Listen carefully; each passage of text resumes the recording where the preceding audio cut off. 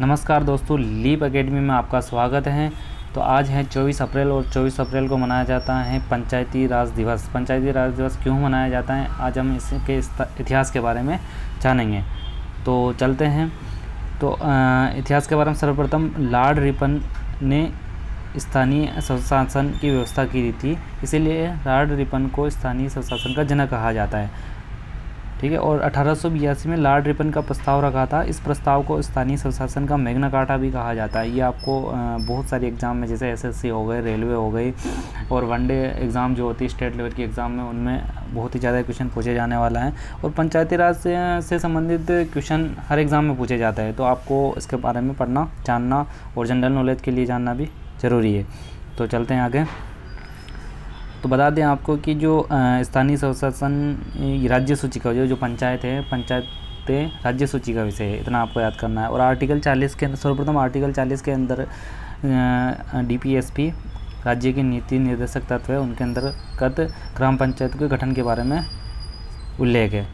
तो 1952 में, मतलब देश आज़ाद हो चुका था, आज़ाद होने के बाद में ग्राम स्तर पर जो ग्रामीण इलाका है, भारत की 70% जनसंख्या ग्रामीण इलाकों में निवास करती हैं। तो ग्रामीण इलाकों का विकास कैसे किया जाए, इसके लिए दो समितियों का गठन किया गया था 1952 और 1953 में। 1952 में सामुदायिक विकास कार्यक्रम आया था और 1953 में राष्ट्रीय सविस्तार योजना आई थी। इन दोनों योजनाओं के लिए एक समिति का गठन किया गया था, जिसका नाम है बलवंत राय मेहता समिति, जो 1957 में आई थी। ये समिति जो थी, ये इन दोनों योजनाओं की जांच के उद्देश्य से इस समिति का गठन किया गया था। इसमें पंडित नेहरू का कार्यकाल था। तो इस समिति की सिफारिश पंचायती राज त्रिस्तरीय होना चाहिए, मतलब बलवंत राय मेहता समिति आई 1957 में। इस समिति ने सिफारिश दी कि जो पंचायती राज व्यवस्था वो 3 स्तर पर होना चाहिए। 3 स्तर कौन सा है, जैसे ग्रामीण स्तर पर ग्राम पंचायत, फिर जनपद पंचायत और जिला स्तर पर जिला पंचायत होनी चाहिए, इसके बारे में बताया गया था। और इस समिति को 1958 में स्वीकार भी कर लिया गया था। ठीक है। तो इस समिति की सिफारिश पर ही सर्वप्रथम पंडित जवाहरलाल नेहरू ने 2 अक्टूबर 1959 को राजस्थान का नागौर जिला है, नागौर जिले के बगदरी गांव में त्रिस्तरीय पंचायती राज व्यवस्था का गठन किया गया था सर्वप्रथम। और एक ये क्वेश्चन भी बहुत ज़्यादा पूछा जाता है कि बलवंत राय मेहता को लोकतांत्रिक विकेंद्रीकरण का जनक कहा जाता है, क्योंकि लोकतांत्रिक विकेंद्रीकरण शब्द अशोक मेहता ने दिया था, बलवंत राय मेहता ने लोकतांत्रिक विकेंद्रीकरण शब्द दिया था। विकेंद्रीकरण का मतलब ये है कि जो शासन है, जो पंचायतों का शासन है, जो ग्रामीण स्तर पर जो शासन है, वो ग्रामीण जो वहाँ के स्थानीय लोग हैं उनके हाथों में दे दिया जाए, बांट दिया जाए, ये विकेंद्रीकरण का मतलब होता है। फिर बलवंत राय मेहता ही थी, इसकी सिफारिश पर 2 अक्टूबर 1959 को गठन कर दिया गया। इसके बाद आपको एक क्वेश्चन ये पूछा जाता है कि पंचायती राज को सर्वप्रथम समिति तौर पर 1 अगस्त 1958 में आंध्र प्रदेश ने सर्वप्रथम लागू किया था। समिति स्तर पर पूछ ले अगर आपसे, तो 1958 में 1 अगस्त 1958 को आंध्र प्रदेश ने सर्वप्रथम लागू किया था। अब 1957 में बलवंत राय मेहता समिति के बाद में अशोक मेहता समिति है, जो 1977 में आई। तो इसके बारे में भी जान लेते हैं। जैसे 12 दिसंबर 1977 को समिति का गठन हुआ था। मतलब इस समिति में क्या क्या कहा गया था ये अपन जान लेते हैं। तो इस समिति, ये सबसे पहले याद रखना है कि अशोक मेहता समिति द्विस्तरीय थी। जो बलवंत राय मेहता समिति थी वो 3 स्तरीय थी, और अशोक मेहता समिति थी वो द्विस्तरीय थी। ठीक है। तो दो स्तरीय कौन से थे, एक तो जिला परिषद और एक पंचायत मंडल। ठीक है। और इस बारे में इस समिति में और SC और ST को आरक्षण दिया जाए, ये भी कहा गया था। और समिति में 13 सदस्यों ने 113 सदस्य समिति में थे, उन्होंने 132 सुझाव सौंपे थे। द्विस्तरीय बनाने का सुझाव दिया, आपको बता ही दिया। फिर आता है कि इसमें चुनाव कैसे हो, इसके बारे में बताया गया था। जो मंडल अध्यक्ष का चुनाव और जिला परिषद के अध्यक्ष का चुनाव प्रत्यक्ष होना चाहिए, और जिला परिषद की जो अध्यक्ष है उसका चुनाव अप्रत्यक्ष होना चाहिए, ये इसके बारे में कहा गया। और इसके अशोक मेहता समिति में ये भी बोला गया कि जो राजनीतिक पार्टियां हैं इनको भी चुनाव लड़ने का अधिकार दिया जाए। ठीक है। और इसमें ये भी बोला कि जो मंडल पंचायत और परिषद का कार्यकाल 4 वर्ष का है, वो ये भी इसमें बताया गया। ठीक है। और पंचायतों के लिए अलग से मंत्रालय बनाया जाए। और अशोक मेहता समिति की सिफारिश को मतलब कि अपर्याप्त माना गया और अस्वीकार कर दिया गया था। ये इसके बारे में। और अब हम जानते हैं, और इसके अलावा बहुत सारी समितियाँ आई, और भी समितियाँ आई, जैसे GV राव समिति 1985 में आई थी, और फिर LM सिंधवी समिति आई थी 1986 में आई थी, फिर PK थुंगा समिति आई थी 1988 में आई थी, गौडविल समिति भी आई थी 1988 में। इस प्रकार और भी समितियाँ आई थी, इसके बारे में हम अलग से वीडियो बना के आपको बता देंगे। फिर आगे अपन बढ़ते हैं तो 73वां संविधान संशोधन अधिनियम 1992, इसके बारे में जान लेते हैं, क्योंकि 24 अप्रैल 1993 को 73वां संविधान संशोधन अधिनियम 1992 लागू हुआ था। इसीलिए 24 अप्रैल को पंचायती राज दिवस मनाया जाता है। इसी दिन 24 अप्रैल को ही मतलब जो पंचायतों को संवैधानिक दर्जा दे दिया गया था। इस भाग 9 और अनुच्छेद 243 के अंतर्गत पंचायतों के बारे में बताया गया था। और 73वां संविधान संशोधन अधिनियम 1992 के अनुसार पंचायती राज व्यवस्था को अपनाने वाला पहला राज्य मध्य प्रदेश। ये बहुत ही इंपॉर्टेंट क्वेश्चन है और हर एग्जाम में पूछा जाता है, तो आपको ये याद रखना जरूरी है।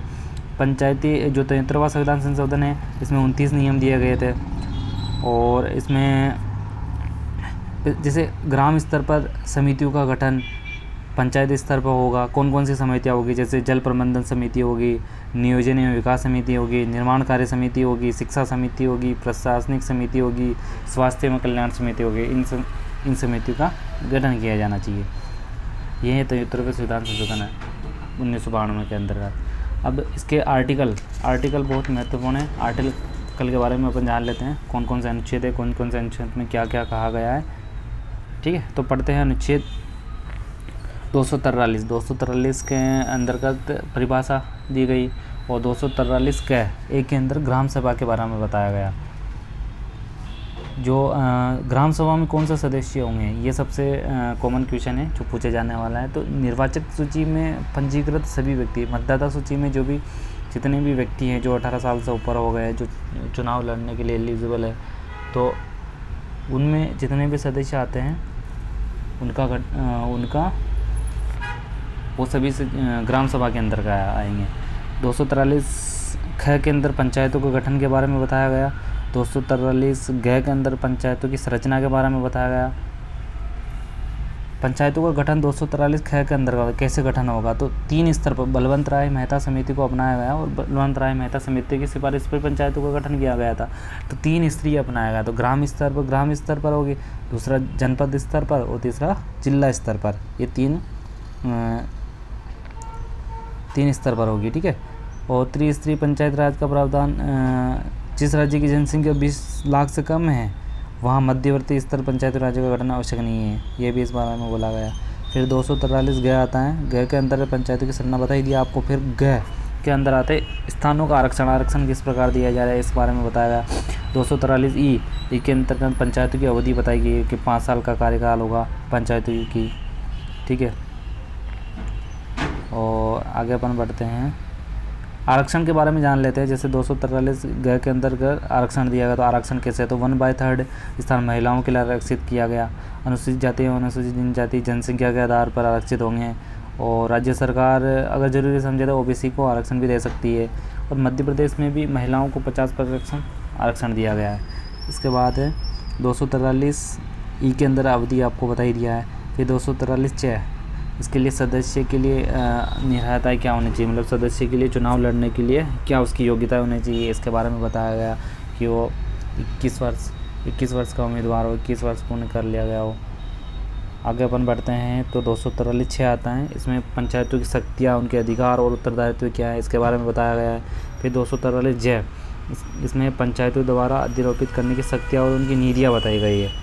फिर 243 के अंदर वित्त के बारे में, वित्त आयोग का गठन किया गया। मतलब 243 के अंदर वित्त आयोग का गठन किया गया। पंचायतों के लिए कितने वित्त की आवश्यकता होगी, इसके बारे में ये वित्त आयोग निर्धारित करता है।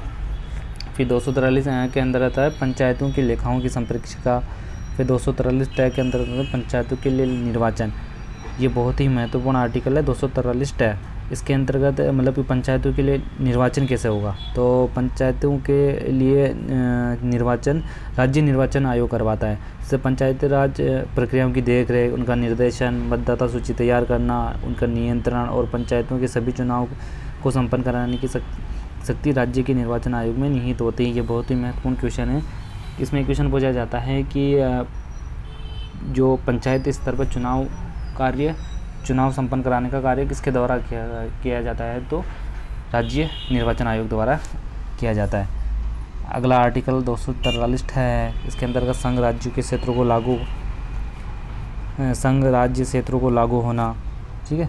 अगला है 243 इसके अंदर है विधियाँ और पंचायतों को बना रहना, विद्यमान विधियों का और पंचायतों को बनाए रहना। फिर 243 के अंदर है निर्वाचन संबंधी मामलों में न्यायालयों के हस्तक्षेप का वर्णन इसके अंतर्गत बताया गया। तो थैंक यू, धन्यवाद दोस्तों। यदि आपको ये वीडियो पसंद आया है तो लाइक कीजिए, सब्सक्राइब कीजिए, चैनल को सब्सक्राइब कर लीजिए और बेल आइकन का बटन दबा दीजिए ताकि नेक्स्ट वीडियो की अपडेट आपको मिल सके। धन्यवाद।